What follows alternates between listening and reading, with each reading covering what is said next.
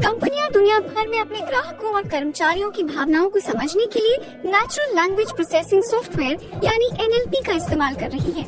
Covid महामारी के दौरान यूनाथन क्राइडलर द्वारा किए गए एक अध्ययन से पता चलता है कि AI सिस्टम कितनी अच्छी तरह काम करता है। इमोशन AI स्टार्टअप रिसेप्टिविटी के सह संस्थापक और अध्यक्ष ने अपने मालिकाना हक वाले सॉफ्टवेयर से करीब 6,500 नर्सों और डॉक्टरों के रेडिट पोस्ट का विश्लेषण किया। क्राइडलर ने 4 सालों में लगभग 40 लाख कमेंट देखे और दुनिया भर के शोधकर्ताओं के लिए एक डेटाबेस तैयार किया। इसका लक्ष्य मानसिक परेशानी और आघात को पहचानने के तरीकों को बेहतर बनाना है। हमारे आकलन से वास्तव में कई तरह की जानकारियाँ सामने आई हैं। हम इसके जरिए व्यक्तित्व जैसी सरल अवधारणाएं समझ सकते हैं। हम मनोवैज्ञानिक लक्षण भी समझ सकते हैं और पता लगा सकते हैं कि लोग परिस्थिति के आधार पर उस समय कैसे बदलते हैं। हमने पाया कि महामारी की शुरुआत में WHO द्वारा इसे महामारी घोषित करने से पहले ही कुछ ऐसे संकेत देखे जा सकते थे जो आखिर में बर्नआउट का कारण बने, जैसे दिमाग पर बहुत बोझ पड़ना। इसके लिए बस दैनिक बातचीत ही काफी है, जैसे ईमेल, स्लैक मैसेज या सोशल मीडिया पोस्ट। लेकिन संवादों को छांटते समय सॉफ्टवेयर केवल भावनाओं के स्पष्ट विवरणों की तलाश नहीं करता है, बल्कि सर्वनाम जैसे शब्दों को भी देखता है। हम इनका उपयोग कैसे करते हैं, इससे हमारी मानसिक स्थिति के बारे में बहुत कुछ पता चल सकता है। उदाहरण के लिए डिप्रेशन से ग्रस्त लोग एक वचन वाले सर्वनाम जैसे मैं, मुझे और खुद को का इस्तेमाल काफी ज्यादा करते हैं।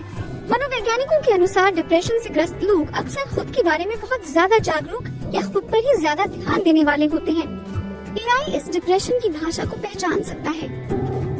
बहुत सारे पैटर्न का विश्लेषण कर रहे हैं। उनमें से ज्यादातर सभी संस्कृतियों और संदर्भों में एक समान है।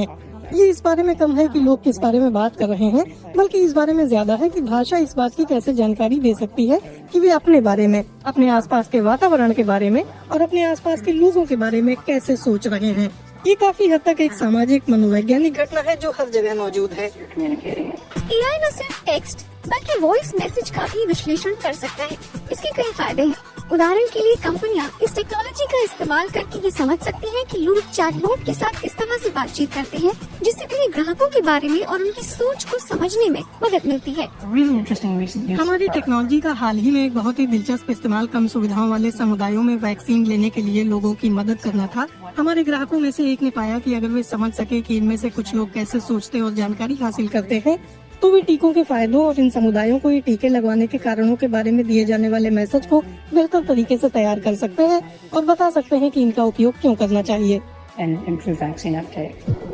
समुदाय के लोगों से बातचीत करने के बाद उनका सामुदायिक प्रोफाइल बनाने के लिए भाषा मॉडल का इस्तेमाल किया गया था।